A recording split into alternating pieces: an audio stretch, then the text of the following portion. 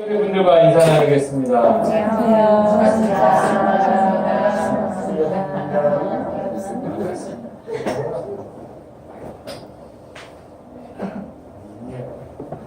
김명희 집사님은 어제 통화를 했잖아요.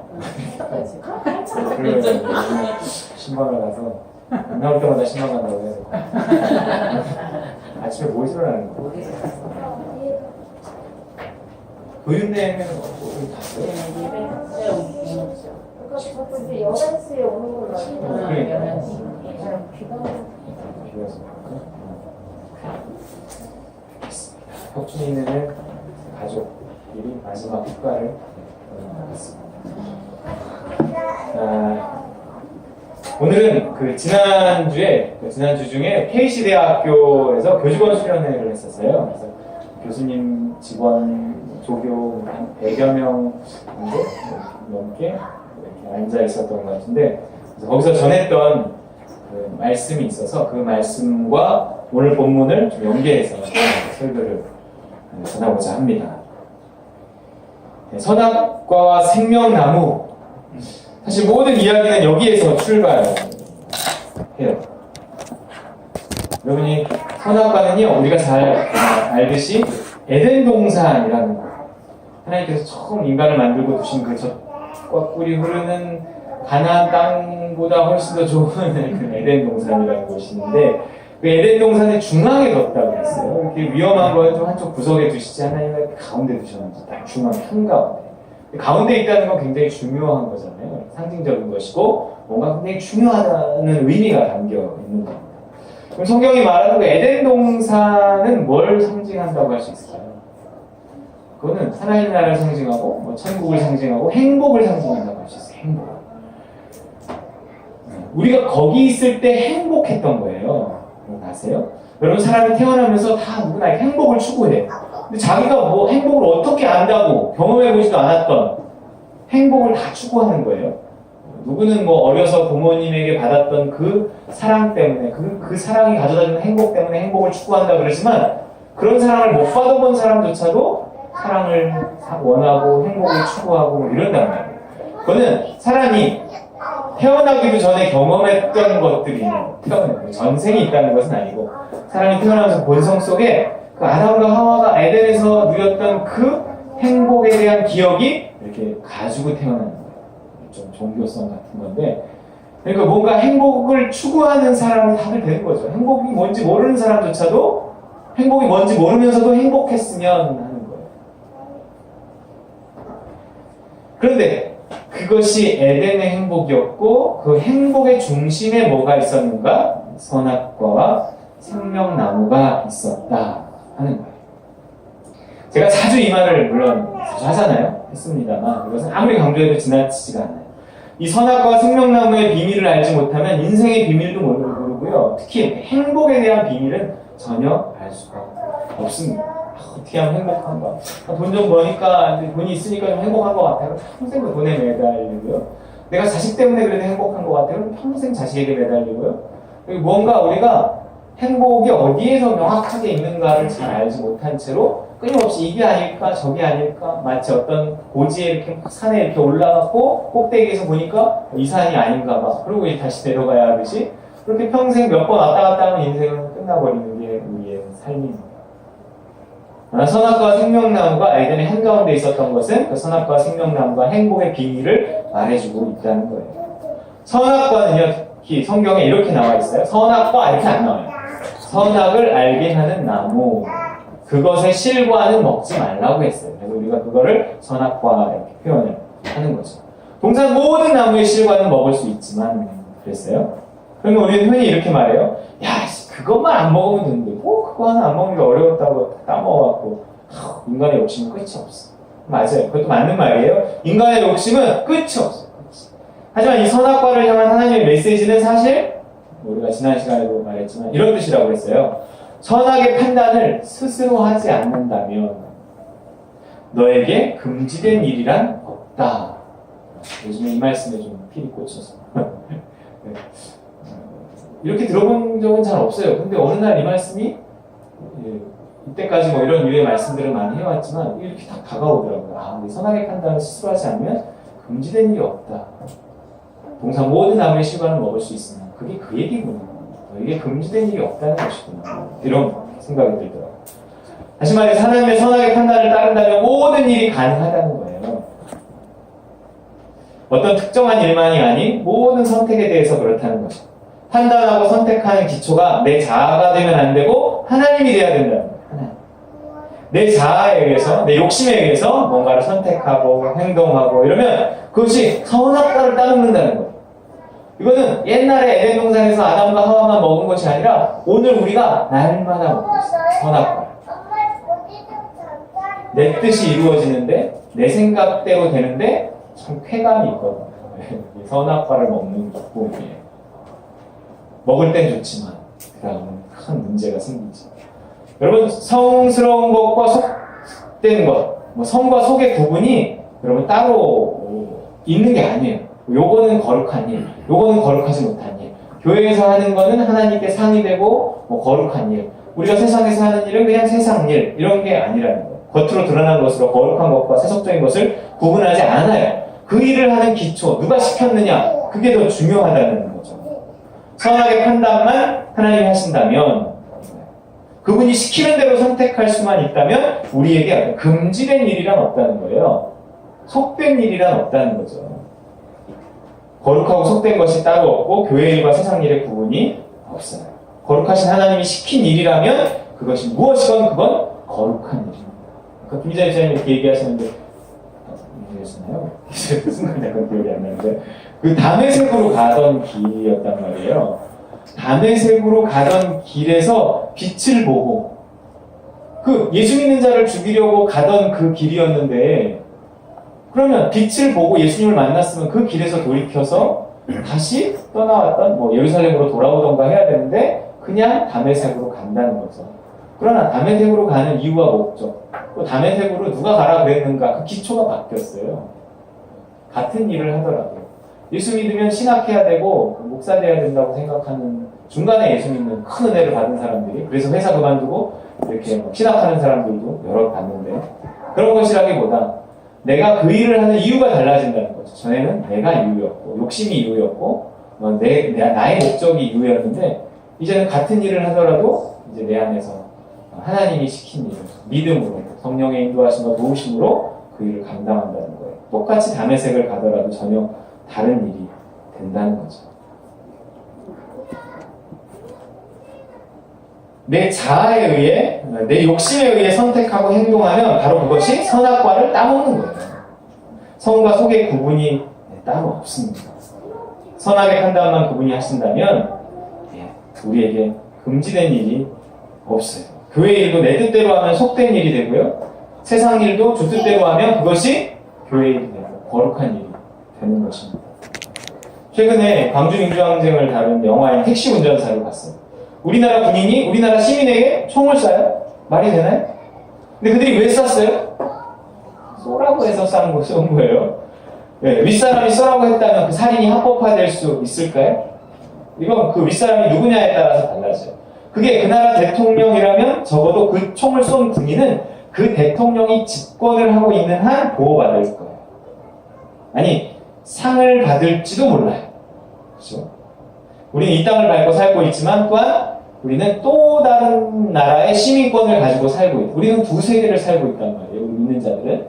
이 나라의 시민권도 있지만 이 나라의 국적도 있지만 어디 국적이 있어요? 하나님 나라에 대한 국적이 있단 말이에요. 그 나라의 시민권이 있어요. 두 나라에 속해 있는 거예요. 이 땅의 삶은 잠깐이라도요. 그 나라의 삶은 영원한 거예요. 이 나라의 국적은 어느 날 죽으면 끝나요. 근데 우리가 따놓은 하나님 나라라는 국적은 영원히 지속되는 거예요. 우리가 선악의 판단을 하나님께 맡기고 그분의 명령에 복종한다면 그렇잖아요. 하나님의 나라의 대통령은 우리 하나님이란 말이에요. 하나님이 시킨 대로 한다면 어떤 일을 하건 보호받을 거예요. 혹은 하나님이 시킨 대로 한 일이 이 나라의 법과 달라서 혹은 내가 벌을 받을 수는 있지만 그러나 우리가 하나님이 시킨 대로 하면 그것은 영원한 하나님의 나라에서 하나님께 인정받고 상을 받을 거라는 거죠. 심지어 살인을 해도 그렇다는 거예요. 살인을 해도. 여러분, 전쟁 나면 어떡할 거예요? 출애굽기 32장 27절에서 29절을 보면 그런 말씀입니다.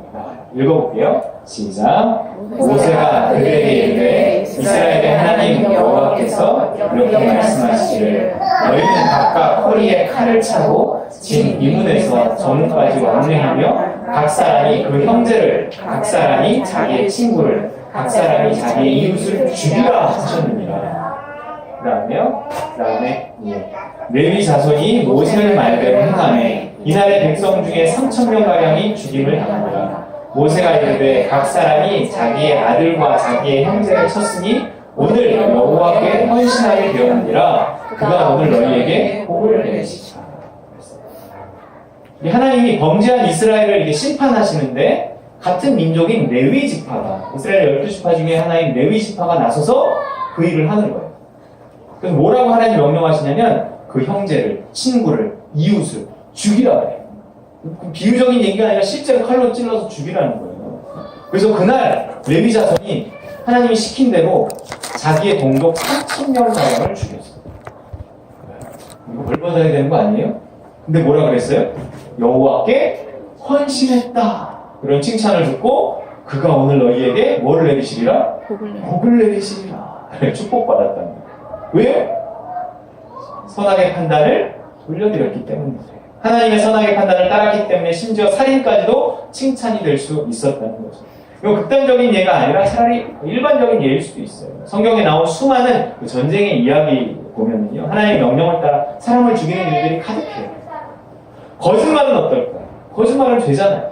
우리 전에도 이야기했지만 이스라엘 백성들이 이집트의 앞자리에 있을 때 이집트의 왕 파라오가 그 히브리 아기를 받는 히브리 상파들에게 이렇게 명령을 해요. 아들을 낳으면 죽이고 딸을 낳으면 살려두라. 근데 그 상파들이 왕에게 거짓말을 해요. 뭐라 그래요? 제가 애 받으려고 가보면 이 히브리 여자들은 튼튼해갖고 그냥 쑥 나와버려갖고 내가 애를 받으러 가기도 전에 이미 나와갖고 어떻게 할 여지가 없었습니다. 거짓말을 해요. 그러니까 몰래 죽이라는 거였어요. 처음에. 나중에 대놓고 죽이라고 하지만 땅의 왕은 대노했지만 하늘의 왕은 그래서 기뻐하셨단 말이에요. 그 거짓말을 한 결과가 뭐였다고요? 이렇게 나와요. 출애굽기 1장 22절에 시작. 그 상파들은 하나님을 경외하였으므로 하나님이 그들의 집안을 흥망하게 하셨습니다. 심지어 땅의 왕의 명령을 어겼는데도 벌을 받는 것이 아니라 하나님 나라의 왕이 하나님의 명령을 지켰기 때문에 하나님 그들의 집안을 흥왕하게 하신지라. 그러면 어때요? 누구 말을 들을 거예요? 하나님 그 집안을 흥왕하게 하십니다. 거짓말도 잘만 하면 복 받아요. 선악과를 건드리지만 않으면, 선악의 판단이 왕으로부터 나오면 우린 무엇을 하건 복을 받지 벌을 받지 않아요. 거짓말도 상 받을 일이 됩니다. 무엇을 하느냐가 중요한 게 아니라 누가 시켰느냐가 중요한 거예요. 그 일에 믿음이 있는가 하는 게 중요한 겁니다. 선과 악, 즉 옳고 그름, 좋고 나쁨을 판단하는 것은 오늘날 점점 더 복잡한 일이 되어가고 있어요. 예전에 사회가 단순했을 때는요, 어떤 선악의 판단을 스스로 한다 해도 좀 쉬웠어요. 근데 이 사회가 점점 더 복잡해져 갖고요, 지금은 옳고 그름, 좋고 나쁨 판단하기가 정말 어렵습니다. 그러면 드라마나 영화에서도 그 세태를 반영해요. 그러면 배트맨 다크나잇이라는 배트맨 시리즈 중에 그 영화를 보셨나요? 이 다크나잇이라는 게 이제 어두운 밤이 아니라 어둠의 기사들, 나잇이라는 기사들. 그래서 어둠의 기사라는 건데 법의 테두리를 벗어나 정의를 집행한다는 거예요. 그 영화의 주제가. 여러분, 결국요 법의 테두리를 벗어나 정의를 집행하니까 악당에게도 쫓기고 경찰에게도 쫓기고 이러요. 법을 벗어나 정의를 집행하면 그게 정의일까요? 또 다른 범죄일까요? 예전에는요 권선징악, 선을 권면하고 악을 징계하고 하는 게 분명했는데요. 요즘은 굉장히 헛갈려요. 포스트 모던 시대라고 하는 어떤 현대 사회의 특징이기도 해요. 뭔가 명확한 게 없다는 거예요. 명확한 게 없다. 심지어 명확해야 하는, 아니 모두가 명확할 것이라고 믿었던 과학이나 수학에서조차도요, 알면 알수록, 파면 팔수록 확실치가 않다 이러고 있단 말이에요. 우종학, 최근에 읽은 책 가운데 우종학이라는 서울대학교 물리천문학부의 젊은 교수가 있습니다. 크리스천인데요. 네. 이 창조주 하나님을 바라보는 어떤 기독교인들은 잘못된 시각, 우리가 너무 예전 시각을 가지고 창세기나 창조론이나 이런 것들을 바라본다는 거죠. 오늘날 이 발전되고 증명된 어떤 과학과 신앙을 어떻게 조화시킬 것인가, 뭐 이런 것들을 많이 이제 글로 쓰시는 분이에요. 그분이 이제 하는 말이에요. 과학시대의 도전과 기독교의 응답이라는 책에 이런 내용이 나옵니다. 조금 말들은 어려울 수 있지만 느낌으로 한번 들어보세요. 우정환 씨가 한 말이에요. 물론 과학은 그리 위대하지 않다. 과학이 우리 삶의 모든 문제를 다 해결해 줄 것이라고 생각했던 낭만주의적인 과학은 20세기가 되면서 무너졌다. 20세기 초는 뉴턴으로 대표되는 고전 물리학에서 아인슈타인으로 대표되는 현대 물리학으로 넘어오는 과정입니다. 상대성 이론과 양자역학이 탄생하면서 뉴턴의 기계론적 우주관에 입각해 과학이 이 자연세계를 완벽히 수치로 기술할 수 있을 것이라던 기대는 산산조각이 났다. 양자역학의 불확정성의 원리는 과학이 자연현상을 완벽하게 결정적으로 기술하는 대신 확률적으로 기술할 수밖에 없다는 자연세계의 어떤 미결정성 혹은 우리 인간의 인식론적인 한계를 알려주었다. 수학에서도 심지어, 여러분 수학은 1 더하기 1은 2 아니에요? 근데 심지어 수학에서도 비슷한 일이 일어났다는 거예요. 바로 베델이 발견한 불완전성 원리다. 불완전성 원리는 어떤 수리 논리 체계라 할지라도 그 안에서 참인지 거짓인지를 증명할 수 없는 명제가 포함되어 있고 그 수리 논리 체계에 모순이 없다는 것을 수학이 증명하지 못했대요. 쉽게 말하면 불완전성 원리는 어떤 진리 체계도 참이라고 밝힐 수 없다는 뜻이며 수리 논리 체계의 근본적인 불완전성을 드러내고 인간 인식의 근원적 한계가 있음을 보여줍니다. 요즘에 누가 나와갖고 어떤 것을 확실하다 이렇게 이야기하는 것이 굉장히 불확실해 보여요. 그러니까 누군가 확실하다 이렇게 막 주장하고 막 웅변하고 하는 사람들이 잘 없어요. 많이 배우면 배울수록 그러지 못한다는 것이 현대. 그런데 책 한 권 읽으면 가장 용감하다고 이제 막 이렇게 주장하고 막 이렇게 이런 사람을 기다리기도 해요. 왜냐면 참 뭔가 이렇게 현실이 불확실하니까 나도 뭔가 뭔지 모르겠고 그러니까 오히려 막 웅변하고 뭔가 확실하다고 말하는 사람을 오히려 이렇게 선호하고 그 사람을 그래 내가 네 편이 될게 막 해주기도 하지만 실제로는 참 그러기가 어렵습니다. 저 양자역학이라고 하는 건요 양자물리학이라고 하는데 제가 관심이 있어서 좀 공부해 본 적이 있어요. 일반인을 위한 그런 책, 전문책, 서적 중에서도 이렇게 막 이렇게 수학이 막 영어로 막 그 부분 전까지만 이렇게 좀 읽고 그랬는데 이게 너무 재밌는 게요. 과학이 물리학인데 물리학이 명확해야 되는데 이 물리학이 파면 팔수록 신비주의나 종교로 이렇게 넘어간다는 거예요. 그래서 책 제목이요. 양자물리학과 깨달음의 세계. 이게 양자물리학. 양자물리학은 뭐 뜬구름 잡는 그런 물리학이 아니에요. 양자물리학의 결과로 지금 우리가 반도체가 만들어지고 LED 등이 만들어지고 MRI가 있고요. 지금은 양자통신이라고 해서 중국에서 지금 개발했다고 그러는데 기존 통신의 몇천 배가 빠르대요. 양자 컴퓨터가 나오면 이 세상의 컴퓨터는 다 사라지고 새로운 컴퓨터의 시대가 올 거예요. 실험하고 있어요. 그런 양자물리학이에요. 양자물리학은 신의 주사위 놀이인가? 제목이에요. 양자물리학 그리고 기독교 신학, 불교와 양자역학 뭐 이래요. 여러분 이 알면 알수록 파면 팔수록 확실치가 않다는 거예요. 양자물리학의 특징이 뭔가 이렇게 불확정성의 원리라 해갖고 뭔가 이렇게 딱 부러지게 말할 수 없다는 거예요. 언제라도 바뀔 수 있다는 거예요. 이럴 수도 있고 저럴 수도 있다는 거예요. 깊이 들어가면 들어갈수록 더 확실해질 줄 알았던 것이 더 불확실해지더라는 거죠. 구글 아시죠? 검색 엔진. 구글의 바다에 없는 것이 없는데요. 선택은 더 어려워졌어요. 알면 알수록, 정보가 많으면 많을수록, 많이 배우면 배울수록 선택은 더 어려워져만 갑니다. 선택에 도움이 되라고 정보들을 모아놨는데 모으면 모을수록 선택이 더 어려워지더라는 거예요. 그래서 요즘에 선택장애, 결정장애예요. 제가 일하는 곳에 지문 인식을 등록하게 돼 있는데 어떤 고등학생 여자애가 왔는데 엄지손가락이랑 검지손가락이랑 편한 손가락으로 하세요. 그러니까 가만히 있어. 전에 한번 이야기했죠. 그리고 뭐라 그러냐면 저 이런 거 결정 못하는 거예요. 순간 뭐라 그랬어? 아, 너 엄지손가락으로 하자. 꼭 엄지손가락으로 하자. 근데 점점 더 그런 애들이 많아지고 있어요. 선하게 판단은 우리 전사님 아실 거예요, 그죠? 젊은 애들이. 예. 젊은 애들 더 가까이 있기 때문에 선택장애, 결정장애 굉장히 심해지고 있어요. 선하게 판단은 사실 인간의 몫이 아닌 거예요. 우리는 그렇게 어려운 일을 할 만한 능력이 없어요. 그 여자애가 오히려 맞는 거예요. 어떤 손가락이 맞을지 이게 내가 당연히 뭐 아무나 하면 되지 뭐 엄지손가락을 했어. 근데 그 다음날 엄지손가락을 다쳤어. 그 다음날 들어올 때 문제 있는 거예요. 몰라요. 아담과 하와가 우리가 선택하면 되지. 그거 뭐가 어려워? 이러고 가져와 버렸어. 선악과를 따먹었다는 게 선악의 판단을 스스로 한다고 인간이 이렇게 가져와 버린 거예요. 그래서 우리가 이 고생을 하면서 사는 거예요. 이러다가 우리의 결정을 인공지능, 뭐 AI가 다 해주는 시대가 올 거예요. 왜냐면 선악의 판단이 어렵거든요. 정보가 많아질수록 뭐가 좋은지 정말 어려워지니까 이 인공지능이 대신해 주는 거예요. 벌써 주식 투자에는 AI가 투자를 대신해 줘요. 로또도 대신 찍어줘요. 어디에 투자할지를 결정하는데 인공지능의 말을 듣는 겁니다. 나중에는요, 어떤 식당만 딱 들어가도요, 이렇게 동공으로 이렇게 그 사람이 누군지 인식하고, 그 사람이 과거에 언제 와서 뭘 주문했었고, 지금의 날씨가 어떻고, 이걸, 그리고 그 사람이 최근에 어떤 음식을 먹었고, 이런 걸 다 이렇게 판단해갖고요, 추천 메뉴가 쭉 나와요. 그런 시대가 온다니까요. 영화 보면 그런 장면이 나와요. 이렇게 하나하나 우리가 이렇게 맡기게 되면 AI가 우리의 주인이 되지 않겠습니까? 성경에 요한계시록 666이 뭐 컴퓨터다 어쩌다 아니다 막 이런 게 있는데 정말 나중엔 그렇게 되지 않을까 싶어요.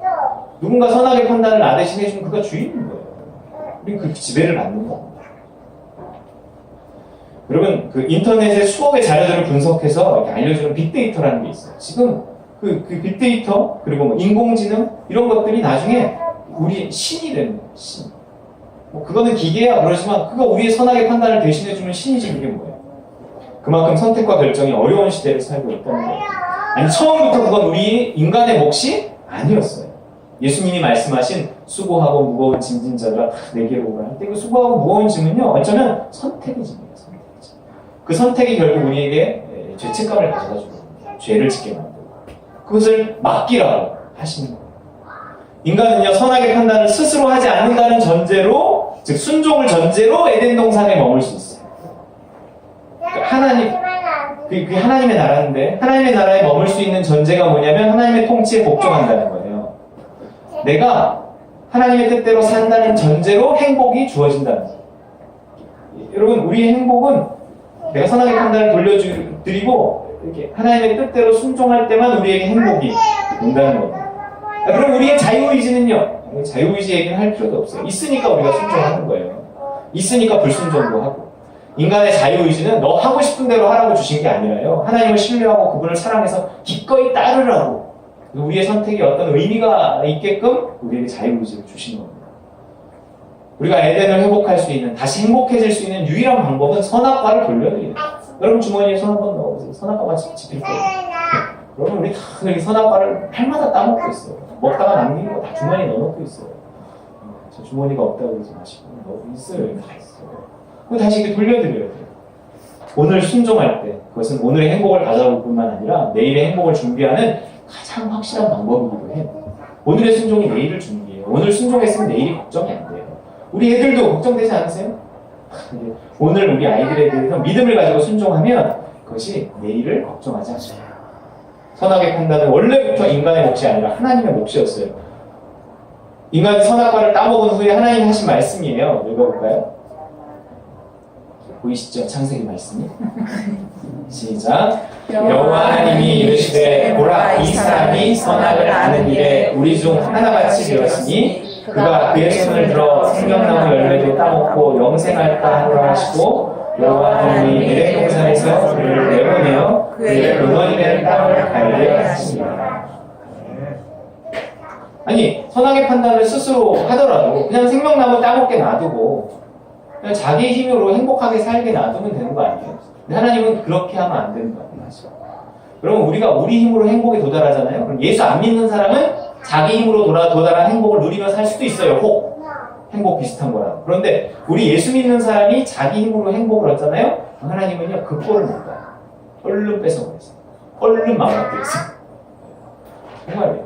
여러분 우리는 행복은 오직 선악과를 돌려드릴 때에만 그 생명나무에 이르는 것입니다. 보세요. 선악을 아는 일에 우리 중 하나와 같이 되었으니 그래요. 선악을 판단하는 건 하나님의 영역이에요. 근데 우리 중 하나같이 되었으니 신처럼 된 거잖아요? 그럼 뱀의 말이 그대로 이루어진 거예요. 뱀이 유혹하면서 까먹어 하나님처럼 될 거야 그랬거든요. 하나님처럼 돼버렸어요. 그 결과로 행복해질 거야 까지 안 말했는데 인간은 그 결과로 행복해지겠지라고 추측한 것이고 속은 거예요. 뱀은 다 안 말해주거든요. 선악을 알게 됐는데 결과는 비참해졌어요. 비참해졌어요. 어떻게 됐어요? 에덴 동산에서 그를 내보내요. 에덴 동산에서 쫓겨났어요. 하나님은 행복과 천국에서 쫓겨난 거예요. 그걸 뭐라 해요? 신라원이라고 해요. 나는 예전에 신라원이라는 데가 있는 줄 알았어요. 근데 그게 아니더라고요. 낙원을 잃었다는 뜻이에요. 신라원 한 거예요. 피조물은 그분을 신뢰하고 사랑해서 따르기만 하면 되는 거예요. 우리는 선택이라는 그 어려운 짐을 우리가 질 필요가 없는 거예요. 거기에 인간의 구원이 있고 행복이 있고 천국이 있어요. 만약 인간 스스로의 판단으로 좋아, 나빠, 맞아, 틀려 이거 하게 되잖아요. 행복의 땅에서 쫓겨난다. 우리 맨날 그러고 있잖아요. 판단을 내가 하지 누가 해요? 하나님이 어디 있어서 나한테 이래라 저래라 한다는 거예요. 그냥 나 나름대로 알고 있는 것들과 주워들은 것들을 종합해서 판단하는 거 아니에요? 하나님의 뜻이겠거니 뭐 그러면서 아니 말고 이러면서 우리 다 그러고 살아요. 맞아요. 그래서 우리가 점점 더 행복해지기보다 행복에서 멀어지는 거예요. 예수를 오래 믿었는데도 행복에서 멀어진다면 이 이유밖에 없어요. 나는 그렇다 쳐도 우리 자식들 키우는 거 어렵지 않으세요? 하루가 멀다 하고 교육정책이 변하고요. 인공지능이 대부분의 직업을 대체한다고 하고 어렵게 막 교대까지 나와서 초등학교 선생님 되려고 했더니 작년까지만 해도 846명을 선발했던 서울시 교육청이 올해 105명 뽑는다. 과거 5년의 평균이 800명이 넘었어요. 근데 올해 105명이 내년 2018년에 뽑는 게 105명이고요. 향후 몇 년간은 이게 유지된다. 교대가 난리가 났어요. 도대체 뭐가 확실한 거예요? 뭐가 좋은 거예요? 교대 나와서 초등학교 선생님 되는 것만큼 확실한 게 사실 없을 수도 있는데 이제는 그것마저 확실해지지 않았어요. 서울대학교 보건대학원에서 인구학을 가르치는 조영태 교수의 정해진 미래라는 책을 보니까요. 인구학적으로 미래를 가늠해보니 이제 중학교 2학년이고 초등학교 5학년인 자기 딸들의 앞날이 공부로 판가름 날 것 같지 않다는 거죠. 그래서 그 책에 보니까 이제는 더 이상 학원도 안 보내고 태권도하고 서예만 가르친다고. 보니까 부인도 교수예요. 알면 알수록 더 모르겠는 거예요. 이 인구학적으로 다가올 10년, 20년의 미래를 이제 예측하는 그런 책이거든요. 저 초등학교 때는 주산학원이라는 게 있었어요. 저를 포함해서 많은 아이들이 거기 다녔어요. 충문 주산학원에 다녔어요. 서교초등학교 앞에. 그 아이들이 커서 사회에 나가게 될 시점까지 그 주산이라는 게 여전히 있을 거라고 생각한 거잖아요. 초등학교 이후로 본 적도 없어요. 대학교 1학년 때는 도수를 알아야 컴퓨터를 한다고 해서 도수를 배운 적도 있지만 군대 갔다 온 이후 도수를 본 적도 없어요. 다 윈도우지. 지금 우리가 우리 아이들을 공부시키는 게 그런 건 아닐지 생각해 봐야 합니다. 특히 아이가 어리면 어릴수록 더 심해요. 우리 애들이 사회에 나갈 20년 뒤가 어떻게 돼요? 지금 배우는 게 소용 있을지 없을지 어떻게 해요? 서점에 나가보세요. 4차 산업혁명에 관련된 책들이 서점을 도배하고 있어요. 예측할 수 없는 미래가 다가오고 있습니다. 인류가요, 여태껏 인류 역사상 수천 년을 지나면서 기록해놓은 기록물들 있잖아요. 그 기록물을 다 합친 양이 있잖아요. 이게 얼마나 많겠습니까? 그 어마어마한 양이요. 이제는요, 구글이요. 평상시 이틀 동안 처리하는 정보의 양이라고. 정말 안다. 또 알 수 있다고 생각하시나요? 그러면 어떠신가요? 자신 있으세요? 내 미래는 그렇다 쳐도 우리 아이들의 미래는 어떻게 할 거예요? 그리고 오늘의 선악의 판단이 내일을 만드는 거잖아요. 내일을 몰라도 오늘 선악의 판단을 잘해서 선택하면 그것이 내일도 미래도 준비하게 되는 거라니까요. 오늘 하나님의 뜻에 순종하는 것이 나와 내 자녀들의 미래를 준비하는 가장 확실한 방법입니다. 선악과 옆에 생명나무가 붙어있어요. 내 생명이요, 내 자식의 목숨이 오늘 내가 하는 선악의 판단에 달려있다. 그럼 나중에 그냥 미안하다 그럴 거예요. 내가 몰랐다 그럴 거예요. 남들 알았겠니 그럴 거예요. 아니, 우리는 알 수 있단 말이에요. 믿음으로. 꼭 성공만을 말하는 게 아니에요. 성공은 내 힘으로도 할 수 있습니다. 좋은 대학은요, 투자 많이 해서 돈 가지고도 보낼 수 있어요. 우리가 도달하게 되는 구원을 말하는 거예요. 구원. 진정한 행복을 말하는 거예요. 예측할 수 없는 그 미래의 행복을 무엇으로 준비시킬 것인가 하는 거. 어떻게 생명나무에 이를 것인가 하는 거예요. 오늘 선악의 판단을 돌려드리는 겁니다. 선악의 판단을 돌려드리지 않으면요, 성공할지는 몰라도 결코 행복해지지는 않을 거예요. 부자가 될지는 몰라도 생명을 얻지는 못해요. 에덴의 동쪽에서 막 유지로 살아갈 수 있을지 몰라도 에덴 동산에는 한 발짝도 들어가지 못해요. 선악의 판단을 돌려드리고 이제는 순종해야만 합니다. 진짜 행복을 원한다면, 너와 내 집이 구원을 받고 싶다면. 근데 어떻게 하나님의 뜻을 안다는 거죠? 말씀과 기도로, 믿음으로 안다고 맨날 얘기하잖아요. 그럼 오늘 믿음으로 안다. 믿음에 눈 떠야 돼요. 그거 한 예수 믿은 지 10년쯤 되면 아는 건가요? 아니에요. 믿자마자 알 수 있어. 너는 엄마도 알 수 있어. 너는 엄마도 알 수 있어. 다 알 수 있어. 내가 구하면 하나님 나에게 알려주세요. 인도해주세요. 도와주세요. 이러면 우리 안에 계신 성령님께서 우리에게 믿음을 주세요. 오늘 본문은요, 사도 바울이요, 자신의 회심을 간증하는 이야기예요. 나 이렇게 인생이 달라졌어. 그럼 사도 바울의 인생은요, 사도 바울 유명한 사람이에요. 사도 바울의 인생은 우리가 알듯이 극적인 체험을 통해서 예수를 핍박하는 자에서 예수를 전하는 자로 바뀐 걸까요? 그냥? 어떤 사람이 술고래로 살다가 위암 선고를 받고 수술을 해갖고 극적으로 살아나갖고 막 금주 운동 뭐 이런 거 하고 다니는 걸까요? 표면적으로는 그런 것 같아요. 하지만 사도 바울의 극적인 변화는요, 뭐냐면 그가 예수를 핍박하는 자에서 예수를 전하는 자가 됐다는 게 중요한 게 아니라 이 사도 바울의 극적인 변화는 자아가 죽었다는 거예요. 자아가 죽었다. 자기 자신이 자기 인생의 주인으로 살다가 예수님이 주인이 되는 삶으로 그 체험을 통해서 바뀐 거예요. 바울이 예수님을 왜 전했냐면 예수 믿는 자를 핍박하려고 다메섹으로 가던 중에 기적적인 체험을 하고 예수님을 만나서 그게 너무 감동이 돼서 그 다음에 예수님을 전한 게 아니었어요. 인생의 주인이 바뀌었는데 그 주인이 넌 이제 예수 나를 전하는 자가 되라. 그러니까 그렇게 했던 거예요. 선악의 판단을 스스로 하던 삶에서 주인을 모시는 삶으로 바뀐 거예요. 예수를 그리스도로 모신 거죠. 그거는 바울에게만 있는 일이 아니라 우리 모두에게 일어난 일이에요. 바울이 예수 믿는 자들을 잡아 가두기 위해 다메섹이라는 곳을 향해서 가던 길이었어요. 갑자기 환한 빛이 바울의 일행을 불러붙였어요. 그림 보면 이렇게 말에서 떨어지는 장면이 주고 나와요. 그러면서 막 이렇게 바울이. 그래서 예수님의 음성이 들린 거예요. 뭐라고 했죠? 읽어볼까요? 6절부터 시작. 나는 좀 다메섹에 가까이 갔을 때 오정전이에요. 흑연이 하늘로부터 큰 빛이 나를 둘러 비치네. 내가 땅에 엎드려져 들으니 소리 있어 이르되 사울아 사울아 내가 왜 나를 박해하느냐 하시거늘 내가 대답하되 주님 누구시니까 하니 이르시되 나는 내가 박해하는 나사렛 예수라 하시더라. 그 다음에 9절 나와 함께 있는 사람들이 빛을 보면서도 나에게 말씀하시는 이의 소리는 듣지 못하더라. 내가 이르되 주님 무엇을 하나이까 주께서 이르시되 일어나 다메섹으로 들어가라. 내가 해야 할 모든 것을 거기서 누가 이르리라 하시거늘. 아멘. 일어나 다메섹으로 들어가라. 저 원래 가려고 했던 건데요. 자기가 가려고 했던 거죠. 이제는 시켜서 가는 곳이에요. 근데 재미있는 거는요, 다른 일행들도 바울처럼 빛은 봤어요.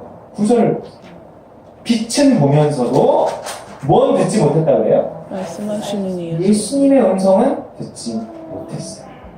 여러분, 빛을 보는 사람은 많아요. 이게 무언가 있다고는 다들 생각해요. 심지어 교회도 다녀요. 하지만 말씀하시는 이의 소리는 듣지 못합니다. 이걸 들어야, 이게 들려야 선악의 판단을 돌려드릴 수 있어요. 이 음성이 우리에게 믿음을 주고요. 소리가 들리는 건 아니에요. 믿음은 들으면서 난다고. 들으면 믿음이 와요. 이 믿음을 따라서 사는 겁니다. 이게 들려야 모든 선택의 순간에 주님 무엇을 하리까? 이렇게 묻고 믿음 주시는 대로 순종할 수 있어요. 안 들리는데 자꾸 물어볼 수 없잖아요.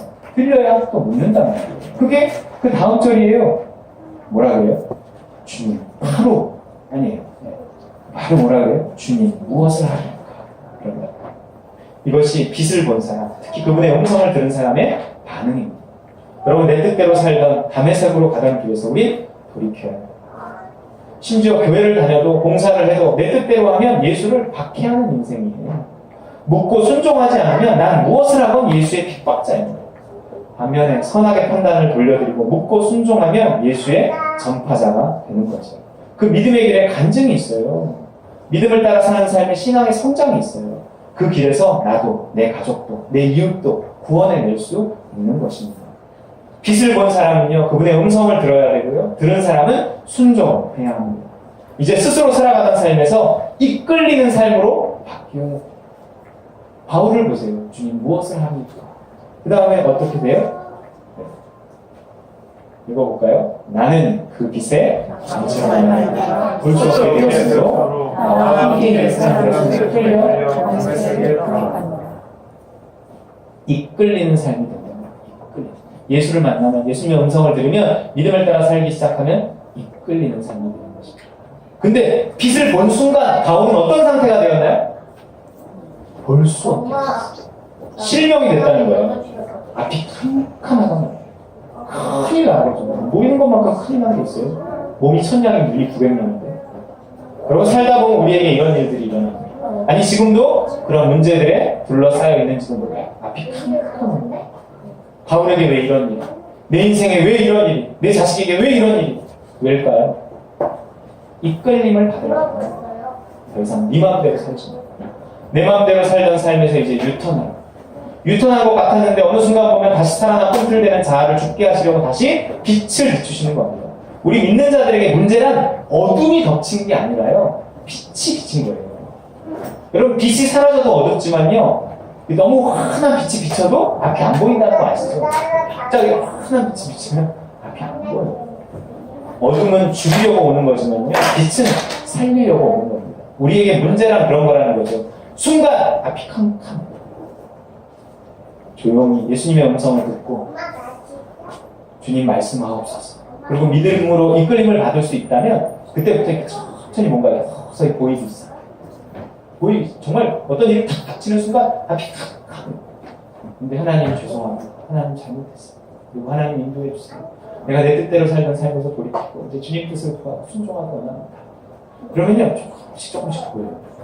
믿음이